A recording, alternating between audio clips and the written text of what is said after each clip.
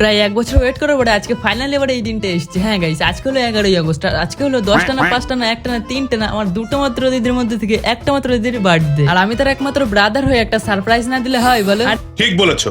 হ্যাঁ জানি তো হয় না। আর ওই জন্যই তো আমার বড় লোক ওয়ালেট থেকে কচকচে 500 টাকা নোট বের করে আরে টাকা কোথায়? না মনে হচ্ছে একটু বেশিই ভাবনে ফেললাম। আরে ছাড়াও টাকা ম্যানেজ হয়ে গেছে। হ্যাঁ এই জন্যই আর কি হালকা করে একটু স্টাইল মেরে চুলফুল আসরে রাতের বেলায় একটা টুকটুকিতে করে চলে আসি রানাঘাট। আমার একটা খুব পছন্দের সব মিও মোড়ে। যাই হোক এখান থেকে অনেকক্ষণ ধরে কিছু কেক দেখা দেখি করার পরে একটা কেক সিলেক্ট করে ওটাকে ভালো করে ডেকোরেশন করে নিয়ে নিলাম। সবকিছু কেনাকাটা কমপ্লিট করে আমি ইনডাইরেক্ট ভাবে সোজা চলে আমি রাখা। যাই হোক অনেকটা আড্ডা মারা হলো। এবার বাড়িতে এসে যদি আড্ডা মারি তাহলে একটা মারা আমার পিঠে পড়বে না, সবই মাটিতে পড়বে। হ্যাঁ তারপর সবকিছু আস্তে আস্তে সাজিয়ে গুছিয়ে যখন কেকটা ওপেন করলাম, আরে এটা তো দেখি আগের থেকেই বার্থডে সেলিব্রেশন হয়ে গেছে। যাই হোক সবকিছু একদম প্রপার কমপ্লিট করে দিদিকে ডেকে নিয়ে এসে দিদিকে দিয়ে কেকটা কাটিয়ে একদম আমরা সবাই মিলে সেলিব্রেশন করে নিলাম। হ্যাঁ তোমরা হয়তো ভাবছো ভাই দিদিকে গিফট দিলে না, হ্যাঁ গিফট দিয়েছি, সেটা তোমরা লাইভ দেখে নাও। কুছ ভি হয়ে যায়, তোমরা কিন্তু রাম রাম বলে যেতে ভুলো না।